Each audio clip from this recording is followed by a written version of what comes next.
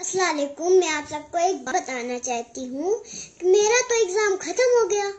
तो मेरे दादा रोज सुबह सुबह न्यूज लगाते, तो मेरे दादा भी सुनते और मम्मा भी सुनती न्यूज, तो मैं भी बैठ के सुनती हूँ। मुझे कितना वो लगता है कि दिल्ली में कितने लोग लड़ रहे हैं और झगड़ रहे हैं। ऐसा थोड़ी होता है। स्कूल में बड़े लोग को समझाते हैं कि स्कूल में लड़ा नहीं जाता है, ठीक से रहा जाता है, और आप ही लोग लड़ रहे हो। ऐसा थोड़ी होता है। आप लोग लड़ो और हम लोग को समझाओ, ऐसा थोड़ी होता है। आप लोग लड़ोगे तो हम लोग को भी बुरा लगेगा, है ना?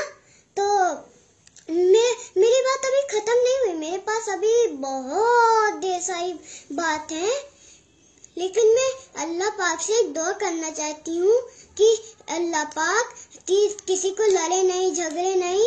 मैं एक लोग को नहीं कह रही हूँ, मैं सबको कह रही हूँ कि कोई लड़े नहीं, झगड़े नहीं। किसी एक लोग को तो मेरी बात समझ में आएगी। प्लीज किसी एक लोग को मेरी बात समझ में आए तो सबको बता दीजिए। अल्लाह पाक सबको वो चैन दे और अमन दे।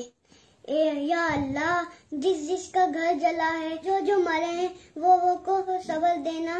और या अल्लाह, और दिल्ली में शांति करवा देना। कोई घर नहीं जले, कोई लोग बीमार ना हो, कोई लोग नहीं मरे। मैं अल्लाह पाक से एक दुआ करना चाहती हूँ कि अल्लाह पाक सबको ठीक रखे और किसी लोग को नुकसान ना पहुँचाए। मैं यही दुआ करना चाहती थी।